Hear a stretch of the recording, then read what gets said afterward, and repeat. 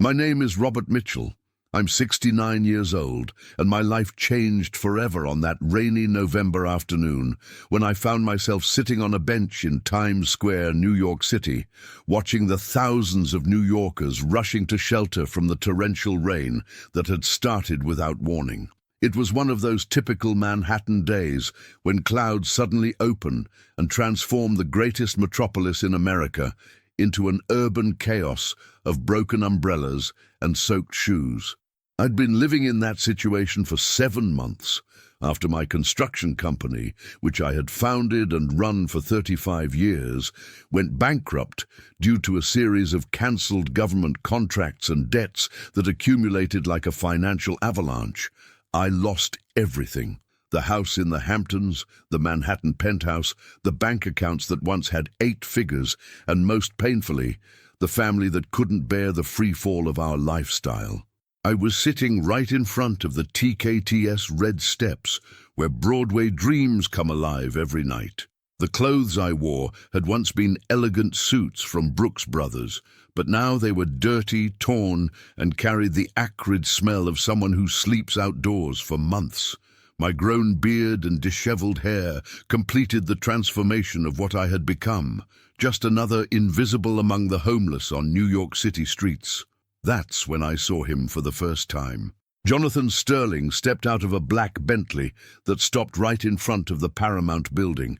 I immediately recognized the man who had been my biggest competitor in the construction sector for decades, although he never knew who I really was behind Mitchell and Associates Construction. Tall, impeccably dressed in an Armani suit, silver hair perfectly styled, and that expression of superiority I knew well from the times when we frequented the same social circles of Manhattan's elite. 2 bodyguards accompanied him, and Jonathan walked with the arrogant posture of someone who had never had to worry about where to sleep or what to eat. When he saw me sitting on the bench, his face contorted into an expression of disgust and irritation. "Don't touch that beggar!" he shouted to the business executives coming out of the Paramount building behind him, his voice echoing across the wet plaza. "You don't know where these people have been or what diseases they might be carrying." People around stopped to observe the scene, some with expressions of embarrassment, others silently agreeing with Jonathan's harsh words. I lowered my head, feeling the weight of humiliation burning in my chest like acid. 7 months ago, I was signing multi-million-dollar contracts. Now I was being treated like human garbage by the man I had always considered my equal in the business world. "This kind of scum just dirties our beautiful city," Jonathan continued, now addressing me directly. "Why don't you go look for a job instead of sitting there waiting for handouts from decent working people?" I felt like standing up and screaming who I really was, telling him about the skyscrapers I built, the families I employed, the taxes I paid for decades. But the words got stuck in my throat, swallowed by the cruel reality of my new condition. That's when he appeared. A golden retriever with shining golden fur and expressive brown eyes came running across the square, clearly escaping from someone.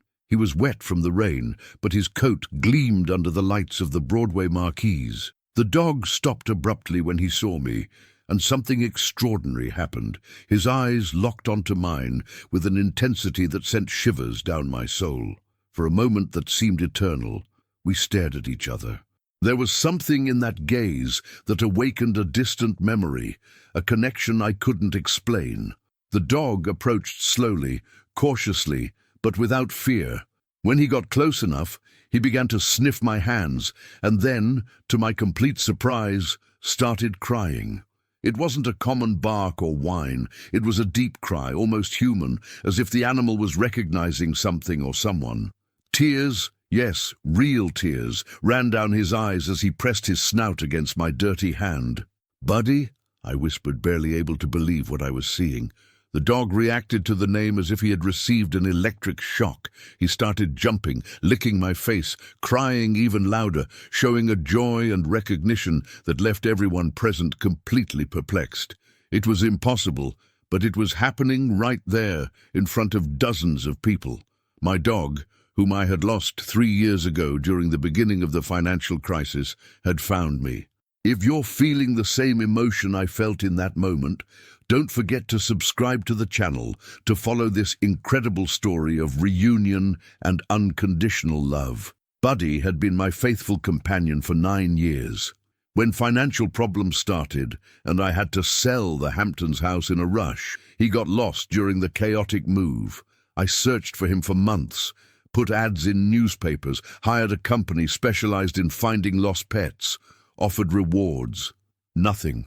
Buddy had simply vanished, leaving a void in my heart that added to all the other losses I was facing. And now, 3 years later, when I had lost literally everything, he was there, instantly recognizing me despite my appearance transformed by life on the streets. Jonathan Sterling, who had stopped talking to observe the scene, looked with incredulity at the demonstration of affection between me and the dog. "What the hell is happening here?" he muttered, clearly disturbed by what he was witnessing. Buddy wouldn't stop licking me and crying, as if he was trying to tell me about all the days we spent apart. His front paws were resting on my chest, and I could feel his heart beating fast against my dirty shirt. It was as if 3 years of longing and contained love were exploding in that moment of reunion. People around began to approach, intrigued by the unusual scene.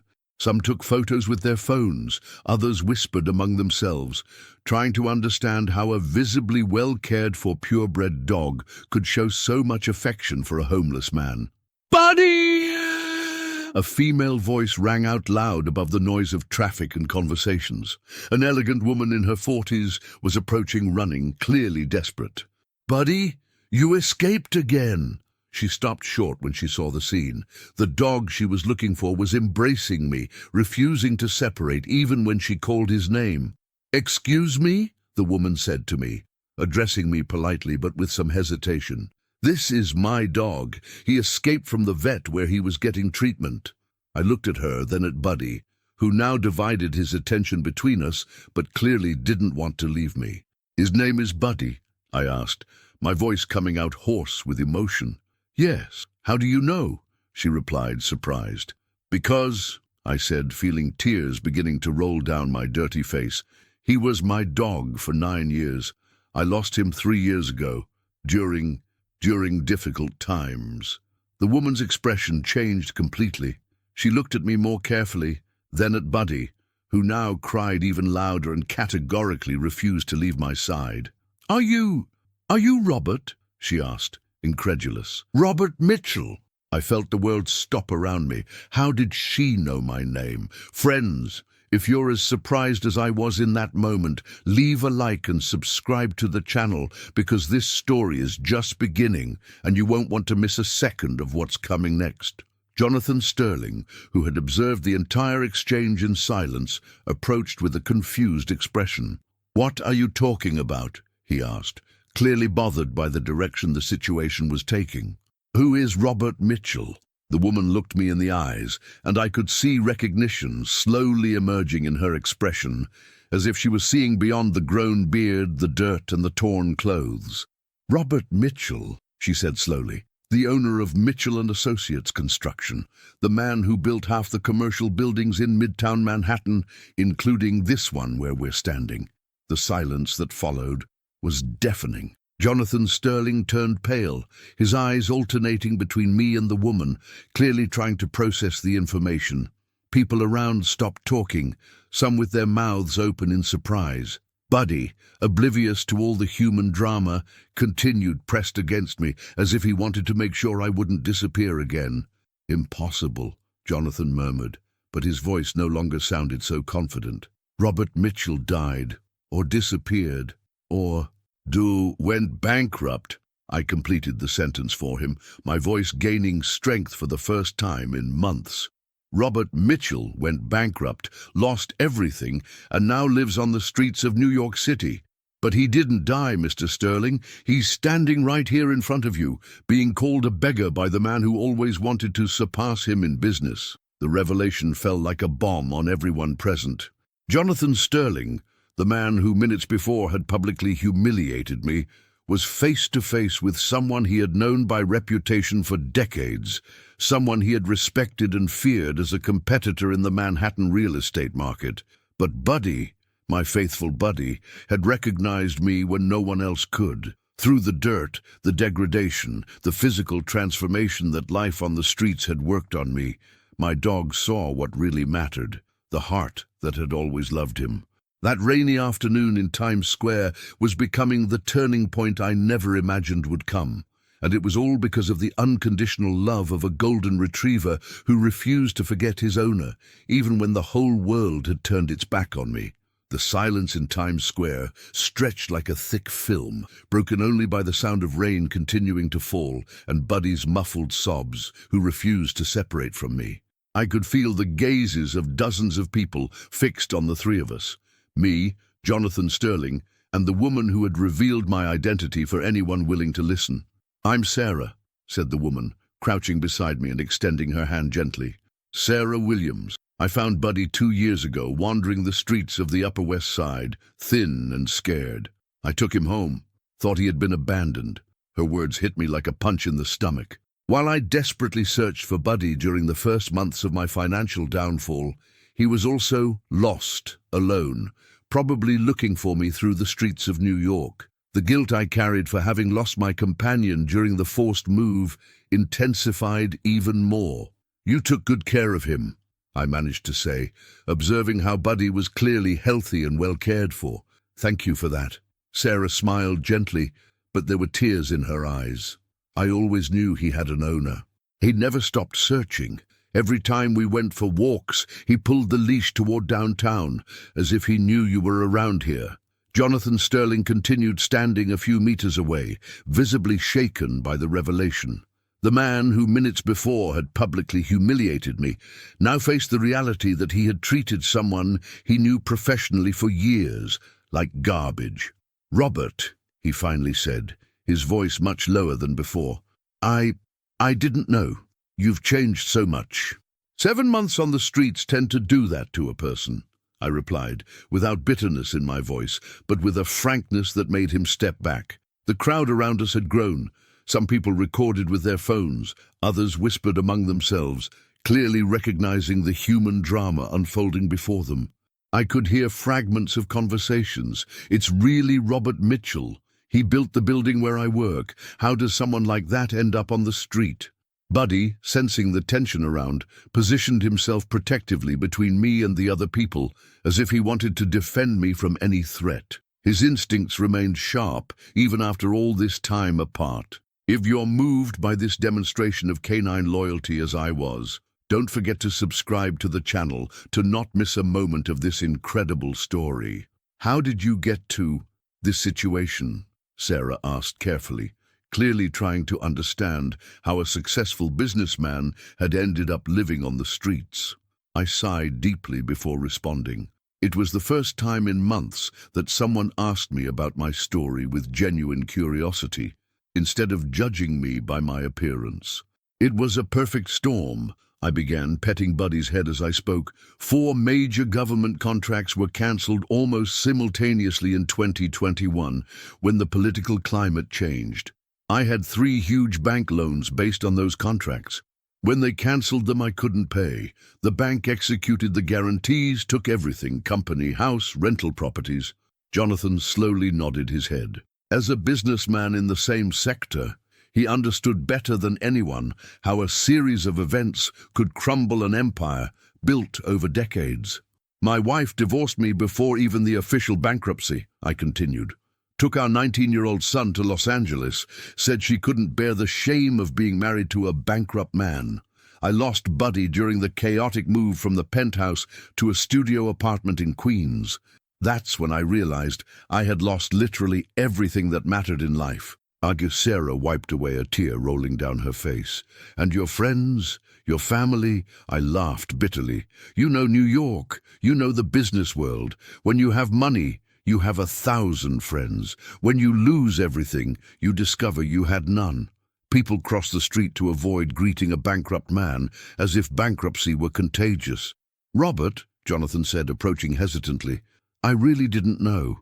If I had known who you were, would you have treated me differently?" I interrupted him. "Why should the treatment change based on who I was in the past? That man over there," I pointed to another homeless person observing our conversation from a distance.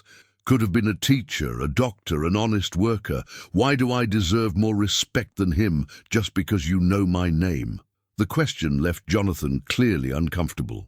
He looked around, noticing for the first time the other homeless people who were in the area, watching our conversation with curiosity mixed with hope. Buddy chose that moment to do something that completely surprised me.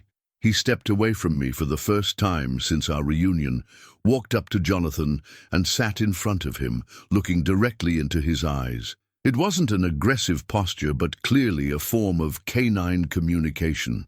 "What is he doing?" Jonathan muttered, visibly nervous. "He's judging you," I replied with a small smile. "Buddy was always an excellent judge of character. He's deciding whether you're a good person or not." For long seconds, man and dog stared at each other. Buddy had that special ability to see beyond appearances, to recognize the essence of people. Finally, he returned to me, but not before giving a small lick to Jonathan's hand, his way of saying the man had been forgiven, but not forgotten. "Sarah," I said, turning to the woman who had cared for Buddy all this time, "I can't ask you to give me back my dog. I have no way to take care of him. You gave him a life I can't offer now." "No," she responded immediately, firmly. "Buddy is your dog. He always was. I just took care of him while you couldn't find each other. But," she hesitated, "if you allow me, I'd like to continue helping. You two deserve to be together. Friends, if Sarah's generosity is touching your hearts as it touched mine, leave a like and share this video so more people can know this story of love and kindness." That's when Jonathan surprised us all. "Robert," he said, his voice loaded with emotion, "I want to make a proposal. I have a growing construction company. You have 35 years of experience in the sector. How about we work together again? Not as competitors, but as partners." The offer took me completely by surprise. For years, Jonathan and I had fought over contracts, clients, properties. Our professional rivalry was known in the sector, and now he was offering me a partnership. "Jonathan, I appreciate the gesture, but," I began. "It's not charity," he interrupted me. "It's business. You know this market better than anyone I know. Your projects were always better than mine, to be honest. The city needs professionals like you back in the market." Buddy, as if he understood what was being discussed, began wagging his tail and alternated his gaze between Jonathan and me, as if he was approving the proposal. "But look at me," I said, gesturing toward my dirty clothes and degraded appearance. "How can I return to the market in this condition?" "Those are just clothes, Robert," Sarah said. "A shower, a haircut, a new suit. But knowledge, experience, talent, no one can take that away from you. It's all here," she pointed to my head, "and here," she pointed to my heart. The rain had stopped and a ray of sun managed to break through the dark clouds, illuminating the scene almost cinematographically. Buddy took advantage of the moment to stretch, as if he wanted to show that he was home. Wherever I was, he would be fine. "I need to think about it," I finally said. "You have no idea what it would mean to me to have a second chance. But I also need to understand if I'm ready for this." "Of course you're ready," Jonathan said with conviction. "A man who survived 7 months on the streets of New York is ready for anything. The question is, are you willing?" I looked at Buddy, who watched me with those brown eyes full of unconditional love. For 7 months, he had been my only motivation to keep fighting. Even without knowing where he was, the hope of finding him again kept me alive in the darkest moments. I was willing to give up on everything, I confessed, my voice breaking, until I found Buddy again. He reminded me that there are still things worth fighting for. "So," Sarah asked, anxious. I smiled for the first time in months, a genuine smile, not forced.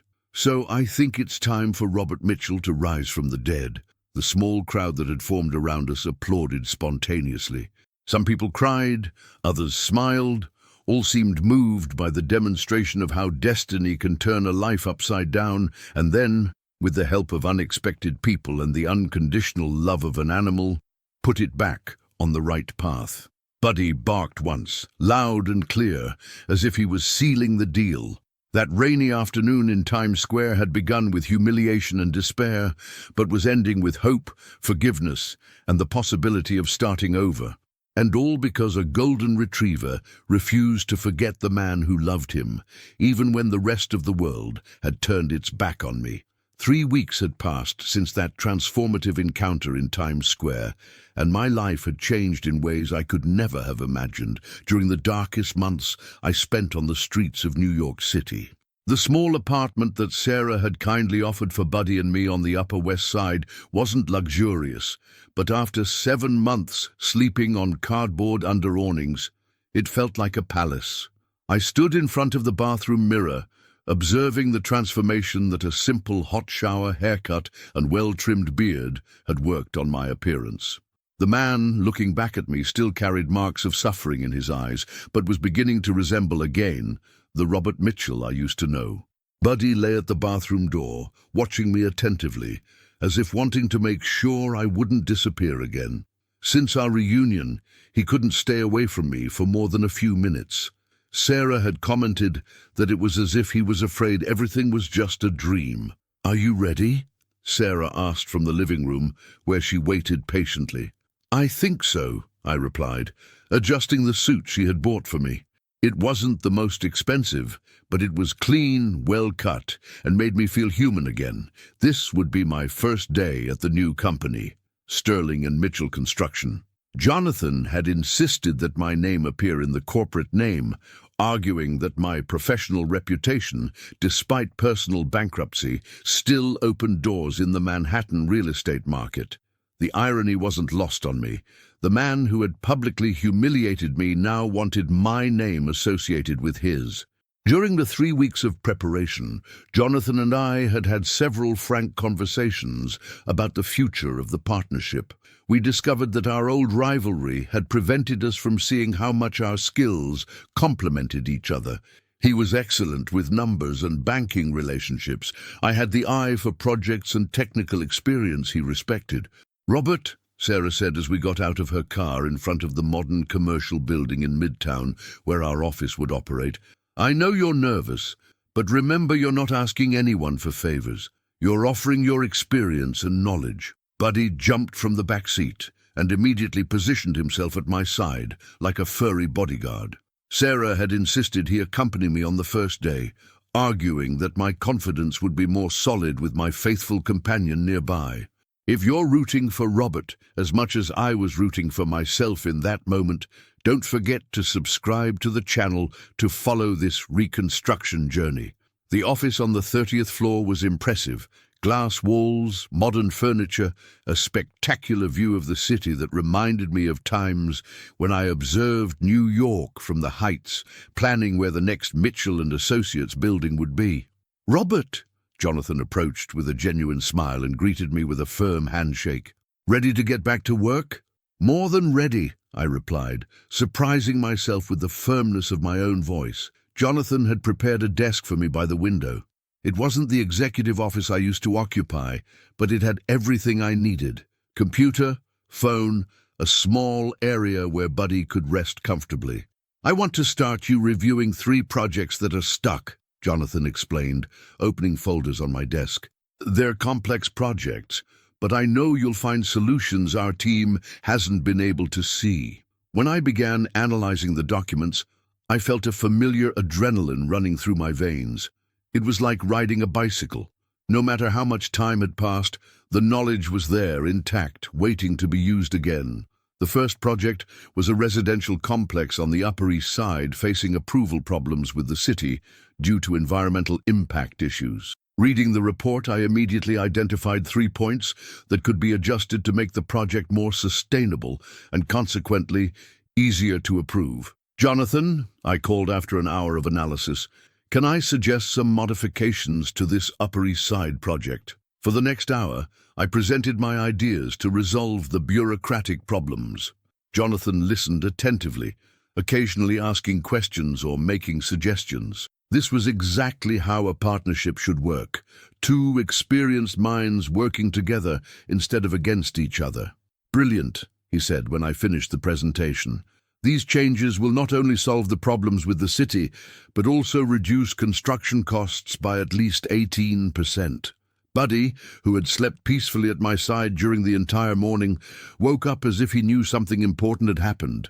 He got up, yawned, and came to rest his head on my knee as if wanting to say, "I'm proud of you." Friends, if you're getting emotional about this comeback as much as I got emotional, leave a like and share this story of overcoming. During lunch, Jonathan took me to an elegant restaurant in the financial district. It was the type of place I regularly frequented when I was at the peak of my career, but which had become unreachable during the months of adversity. "Robert," Jonathan said while we waited for our dishes, "I need to tell you something. That afternoon in Times Square, when I publicly humiliated you," he paused, clearly uncomfortable, "that wasn't about you being homeless. It was about my own insecurity." I looked at him, surprised by his honesty. "For years, I saw you as my biggest competitor," he continued. "Your projects were always more innovative, your solutions more elegant. I compensated for that by being more aggressive in business, but I always knew you were the better architect between the two of us." "Jonathan, let me finish," he interrupted.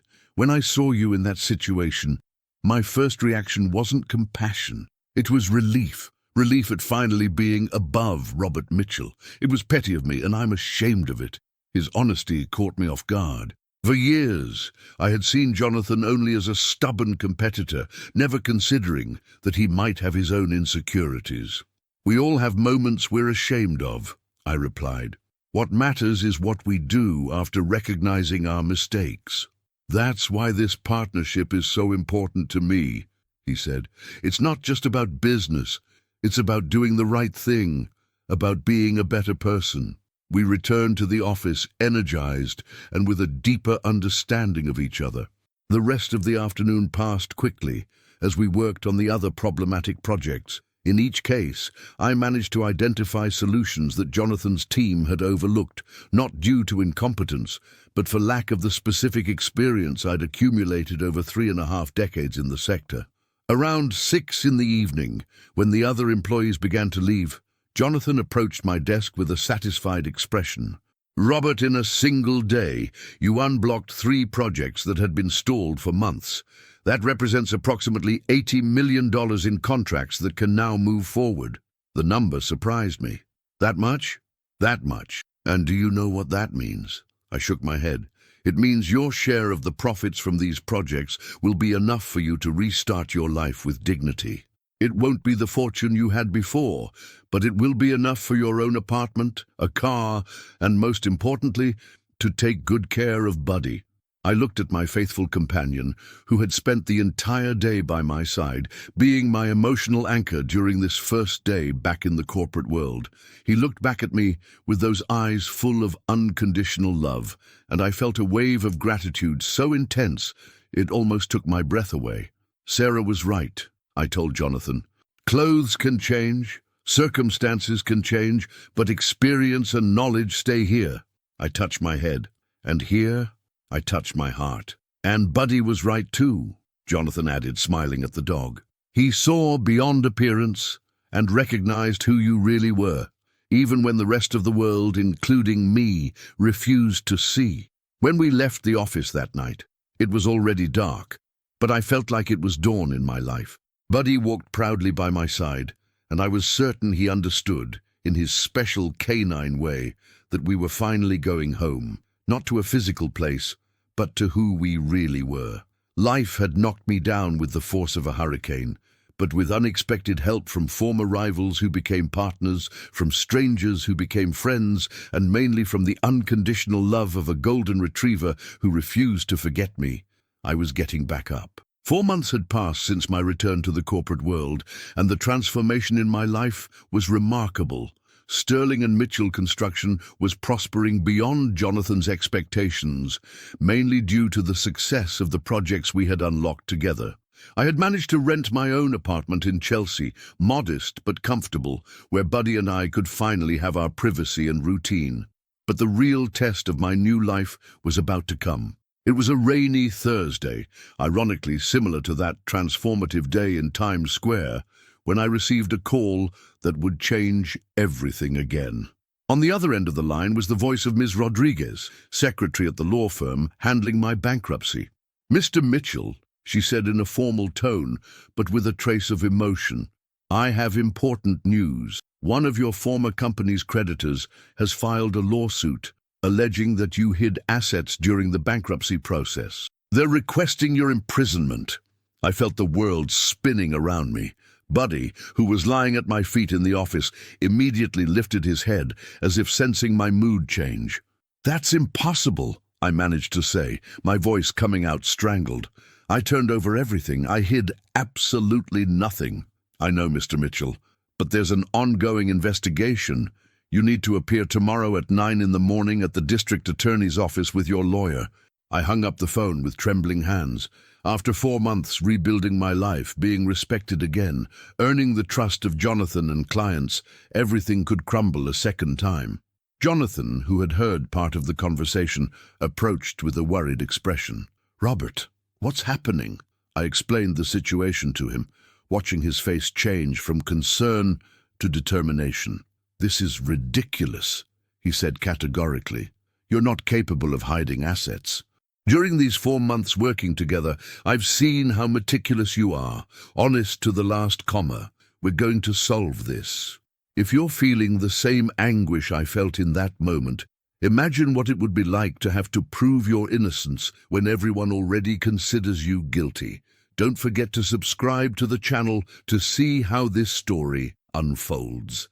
That night, in my apartment, I sat on the living room floor with Buddy by my side, trying to process the situation. I'd gone through so many adversities that part of me began to believe that maybe I wasn't destined to have a stable life again. "Buddy," I said to my companion, who looked at me with those understanding eyes, "what if all this is just a dream? What if I wake up and I'm back on the street?" Buddy approached and put his head in my lap, as if wanting to say, "No matter what happens, we'll be together." The next morning, Jonathan insisted on accompanying me to the DA's office. Sarah was also there, having cancelled her appointments to support us. Their presence gave me strength I didn't know I still possessed. "Mr. Robert Mitchell," said the prosecutor when we arrived, "you're being accused of having hidden an offshore bank account with approximately $2 million. "Prosecutor, that's absolutely false," I replied firmly. "I never had offshore accounts. All my assets were declared and surrendered during the bankruptcy process." "We have here a document that suggests otherwise," he said, showing papers I had never seen in my life. That's when Jonathan did something that completely surprised me. "Prosecutor," he said, standing up, "I am Jonathan Sterling, businessman in the construction sector. I've known Robert Mitchell for over 20 years, first as a competitor and in the last 4 months as a partner.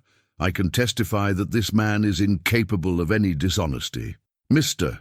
Sterling," the prosecutor replied, "I appreciate your testimony, but we have an investigation based on documentary evidence."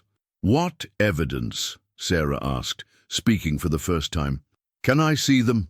The prosecutor hesitated before showing the documents.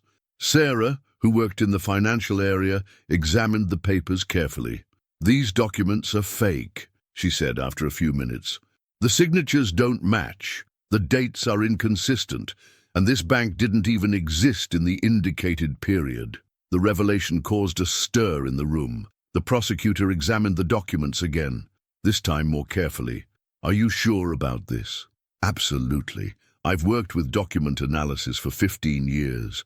These papers were clearly forged by someone who wanted to harm Mr. Robert." It was at that moment that everything began to make sense. During the investigation that followed, we discovered that the fake documents had been presented by a former employee of my old company, who had been fired for just cause months before the bankruptcy due to financial irregularities.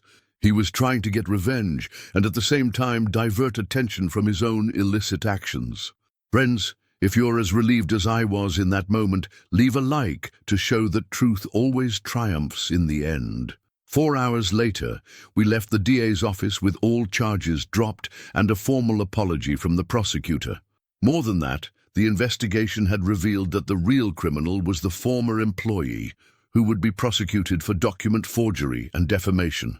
"Robert," Jonathan said as we walked to our cars, "do you realize what just happened here? That truth prevailed. More than that, you had people willing to fight for you. Sarah cancelled work to be here. I testified publicly in your favor, putting my own reputation at stake. That doesn't happen with people who aren't worth it." His words hit me deeply. During the darkest months of my life, I had convinced myself that I was completely alone in the world. But there was proof that there were people who believed in me, even when I didn't believe in myself. "And Buddy," I added, looking at my faithful companion who had waited patiently during the entire ordeal. "Buddy never doubted, not for a second." Sarah smiled. "Dogs are excellent judges of character. Buddy knew who you were from the first moment." That night we celebrated in my apartment. Jonathan, Sarah, Buddy, and me. It was a simple celebration, but meaningful. We weren't just celebrating my proven innocence, but the fact that I had found something I thought I had lost forever. People who cared about me for who I was, not for what I possessed. "You know what?" I said as we toasted with sodas. I was still recovering financially. "When I lost everything 3 years ago, I thought life was over, but now I realize that wasn't a death, it was a rebirth." "How so?" Sarah asked. "When you have a lot of money, you never know if people like you or your bank account. Now I know that you care about me for who I really am. That's worth more than any fortune I ever had." Buddy, as if understanding perfectly what I was saying, got up and put his front paws on my lap, giving me a lick on the face that brought laughter from everyone. "He's saying he always knew that," Jonathan interpreted, laughing. As my friends prepared to leave, I realized the day had been more than just resolving a legal crisis. It had been confirmation that my new life wasn't built on appearances or material possessions, but on genuine relationships and true love. Buddy and I stayed on the apartment balcony, watching the movement of the city below. New York continued its frenetic routine, millions of people chasing dreams, goals, money. But up there, a 69-year-old man and his golden retriever had learned that true wealth isn't measured in bank figures, but in the quality of people who choose to stay by your side when everything seems lost. "Thank you, Buddy," I murmured, stroking his golden head, "for never giving up on me." Buddy looked at me with those eyes that seemed to hold all the wisdom in the world, and I felt he understood perfectly that our journey was far from over. In fact, it was just beginning, the most important part, using our story to help others write their own stories of overcoming. 6 months had passed since the incident at the DA's office, and my life had found a rhythm I never imagined possible after the devastation of bankruptcy.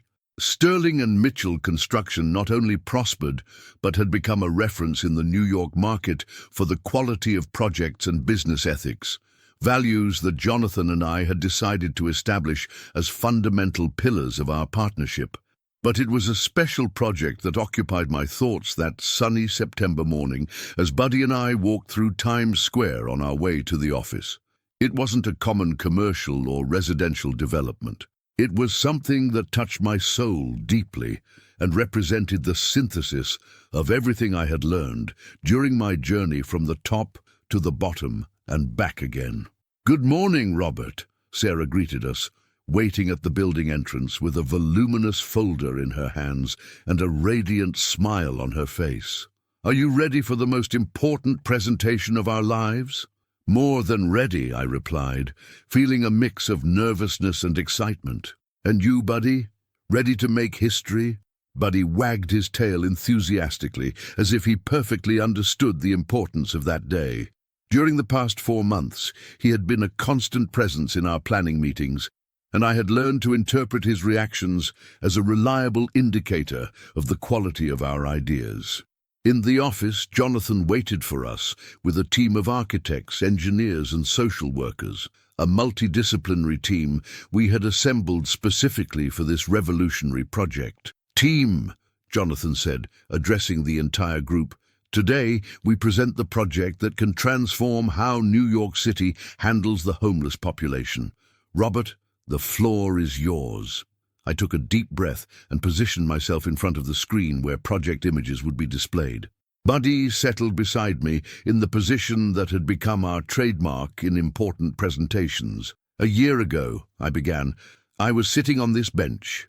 The first image showed exactly the place in Times Square where everything had started. Invisible to society, treated like human garbage, with no future prospects. Today I propose we build New York's first comprehensive social reintegration center."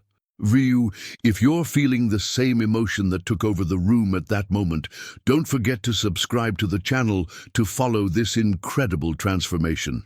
The following images showed the detailed architectural project, a modern complex of 10,000 square meters that would combine temporary dormitories, industrial kitchen, medical area, professional training rooms, daycare for children of homeless people, and even a space dedicated to companion animals. Because I knew from personal experience that often the bond with a pet is the only thing that keeps a person connected to humanity. "This won't be just another shelter," I continued, feeling the room's energy change as people understood the project's dimension. "It will be a life transformation center. Each person who arrives here will have an individualized social reintegration plan, including medical and psychological treatment, professional training according to their skills, legal support for document recovery, and post-departure follow-up for 2 years. Sarah took over to present the project's financial aspect. "The initial investment will be $30 million, but we project the center will become self-sustaining in 3 years through partnerships with companies that will hire professionals trained here, plus a bakery and mechanical workshop that will operate within the complex." That's when Jonathan revealed the big surprise. "Robert and I have decided to invest 75% of our company's profits in this project for the next 5 years. But we don't want to do this alone. Today, right after this presentation, we're launching a crowdfunding campaign to mobilize all of New York society." The silence in the room was palpable. I could see tears in the eyes of some team members, especially social worker Maria Santos, who had worked with the homeless population for 30 years. "Mr. Robert," Maria said, her voice choked with emotion, "do you have any idea of the impact a project like this could have? We're talking about literally saving thousands of lives." "I know exactly the impact," I replied, looking at Buddy, who watched me with eyes full of pride. "Because a year ago I needed a place like this. And if it weren't for this dog, who found me when I had lost everything, maybe I never would have had the chance to be here today, planning how to help others going through what I went through." The presentation continued for another hour, with details about partnerships with universities for psychology and social work student internships, agreements with public hospitals, and even an innovative animal-assisted therapy program, a tribute to the fundamental role Buddy had played in my recovery. Friends, if you're as excited as I was seeing this dream take shape, leave a like and share so more people can know this story of hope. When we finished, the silence was broken by spontaneous applause. But the most emotional moment came when Dr. Michael Thompson, one of New York's most respected psychiatrists who had been invited as a consultant, stood up. "Mr. Robert, in 30 years treating depression and addiction, I've never seen such a complete and humanized project. I want to volunteer to coordinate the center's mental health area without compensation." His declaration opened the floodgates. One by one, the professionals present began volunteering: architects to refine the project, lawyers for legal issues, psychologists, social workers, even a chef who offered to teach gastronomy to future center residents. "Team," Jonathan said, visibly moved, "I think we just witnessed the birth of something revolutionary."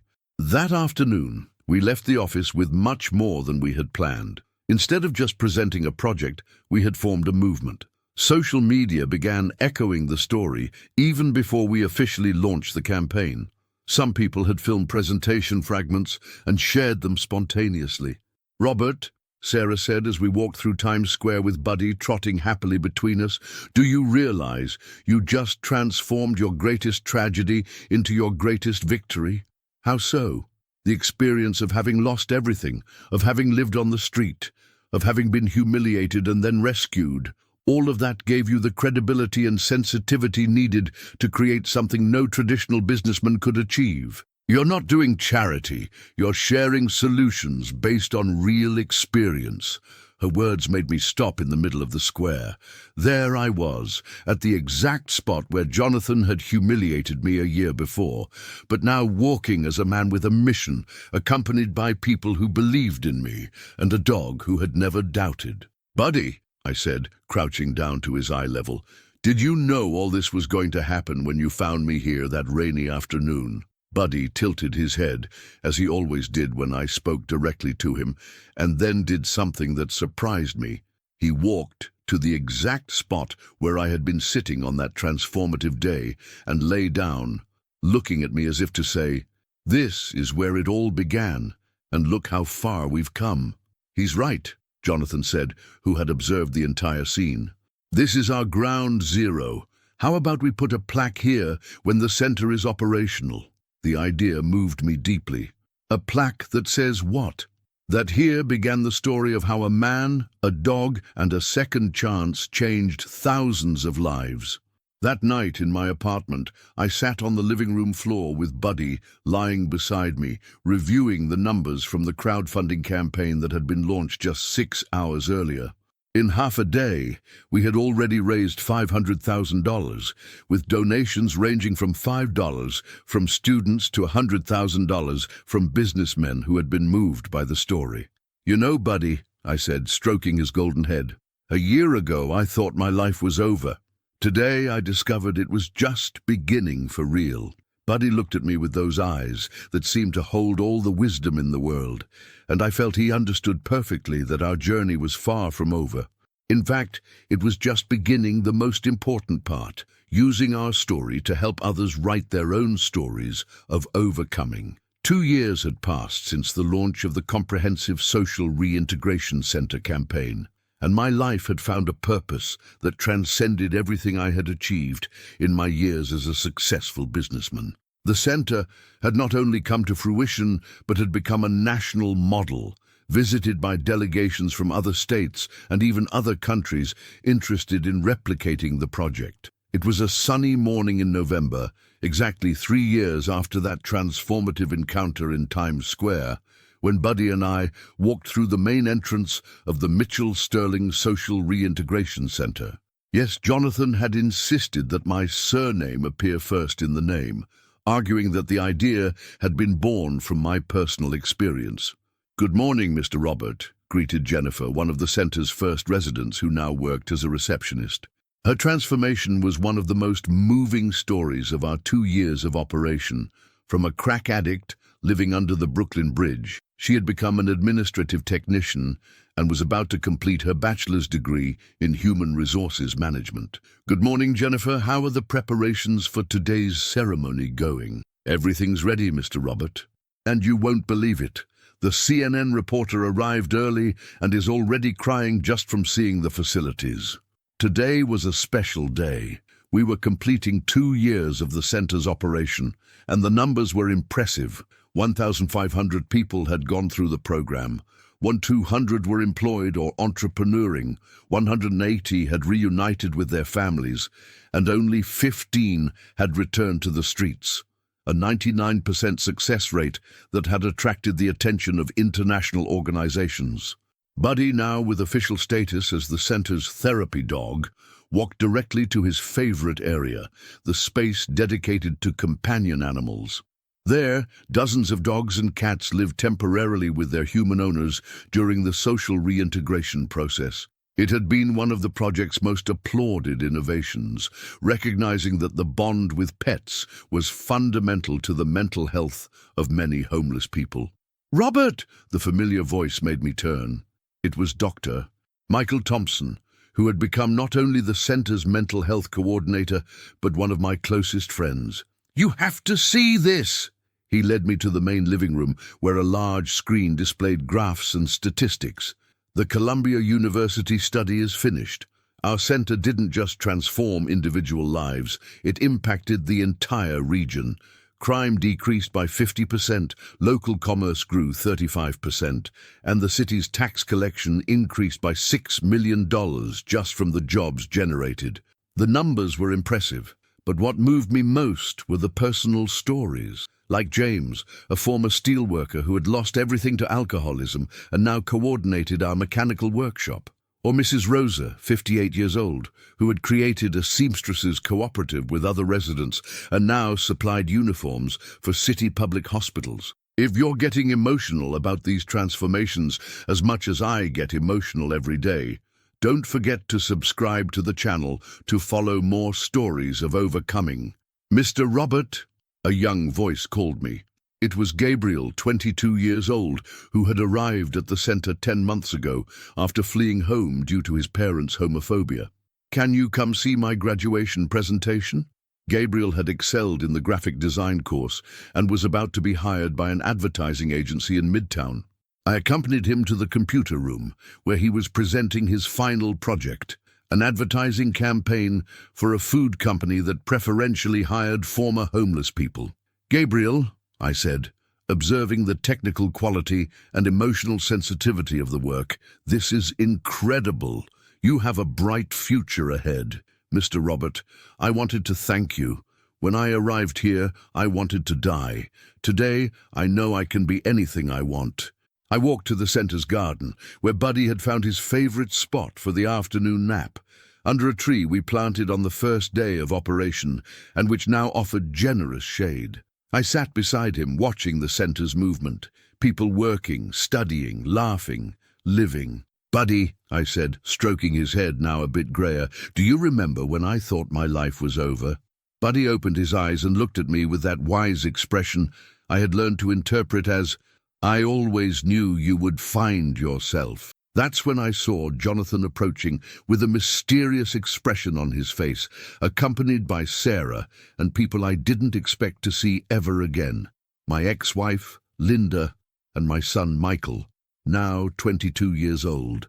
I felt my heart racing. I hadn't seen them since the beginning of my financial downfall, 4 years before.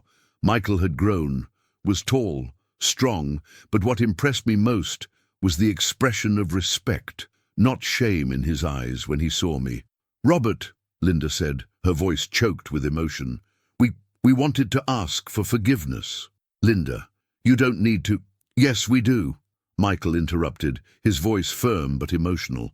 Dad, when we learned about your story, how you not only recovered but created all this, he gestured toward the center around us, I understood that I abandoned the bravest man I knew. Friends, if you're feeling the same emotion that overtook me in that moment, leave a like and share this story of forgiveness and family. Linda approached and hesitantly hugged me. Robert, I was a coward. When you most needed support, I only thought about protecting our lifestyle, but you transformed your fall into the greatest possible victory. Dad, Michael said, can I ask you a question? Of course, son. Do you forgive us? The question caught me off guard. For years, I had carried resentment for their abandonment in the most difficult moment of my life. But there, surrounded by hundreds of people who had found a second chance through the center we built, the answer came naturally. Son, if I learned anything in these 4 years, it's that we all deserve forgiveness and new opportunities. You've been forgiven for a long time. Buddy chose that moment to get up and greet the visitors, as if wanting to show his approval for the family reconciliation. Michael smiled when he saw the dog. Is this the famous Buddy, the dog who changed everything? This is Buddy, I confirmed, my best friend and the true hero of this story. Michael knelt down to pet Buddy, who immediately showed his approval by wagging his tail enthusiastically. Dad, I want to work here. As a volunteer, whatever is needed. I want to help make a difference like you're doing. And me too, Linda added. I know I can't undo the past, but I can help build the future. What had started as a normal work morning was transforming into one of the most important days of my life. The center's 2-year ceremony also became a celebration of family reconciliation. During the official ceremony that afternoon, when I spoke to an audience of 600 people, including government authorities, businessmen, former residents of the center, and their families, I looked at Buddy sitting in the front row beside Michael and felt gratitude that transcended words. 4 years ago, I said, closing my speech, I was sitting on a bench in Times Square, invisible to the world, with no future prospects. Today I see 1,500 lives transformed, hundreds of families reunited, and living proof that no matter how deep you fall, there's always possibility to start over. But I want to make clear that the true hero of this story isn't me. It's this 11-year-old golden retriever who refused to forget his owner even when the whole world had turned its back on me. Buddy taught me that unconditional love exists, that true loyalty doesn't depend on circumstances, and that sometimes salvation comes on 4 paws with lots of golden fur. The audience laughed and applauded, but I wasn't finished yet. That's why I'm proud to announce that New York City has approved our project for 5 more centers like this one in different boroughs. And each will have an animal-assisted therapy program, because we learned that animals see what really matters. Not our bank account or our appearance, but our heart. The ovation was thunderous. When I came down from the podium, Buddy waited for me with his tail wagging, and that look that said, "I'm proud of you." That night in my apartment, now a bit bigger but nothing luxurious, I sat on the living room floor with Buddy lying beside me, as we had done so many times during the most difficult moments of our journey. Michael was with us, telling me about his plans to study social work and work with the homeless population. "Dad," he said, "can I ask you a question I always wanted to ask?" "Of course." "When you lost everything, what kept you from giving up completely?"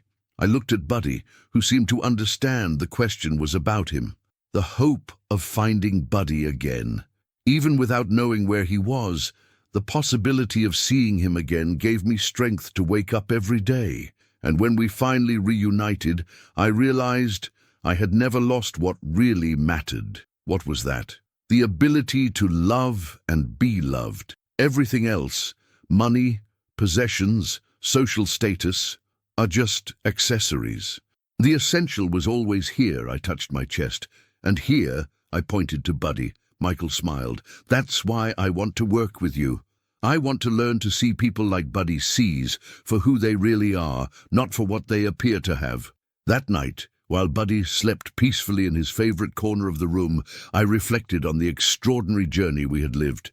From successful businessman to homeless man, back to social relevance, but this time with a purpose much greater than just accumulating wealth.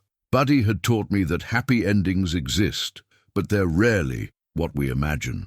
I didn't recover my original fortune, didn't return to the Hamptons mansion, didn't reconquer exactly the life I had before. Instead, I gained something infinitely more valuable, the certainty that my existence makes a difference in other people's lives.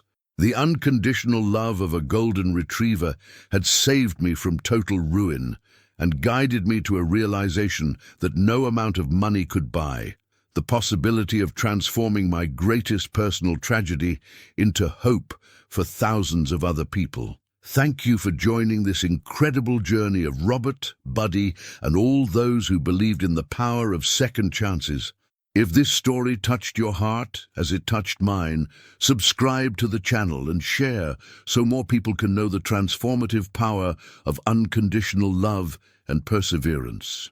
Remember, no matter how dark the night seems, there's always a morning waiting to be born. And while New York City continued its frenetic life outside, a 72-year-old man and his 11-year-old golden retriever slept peacefully, knowing they had found the true meaning of wealth, using their own story of overcoming to help others write their own stories of hope.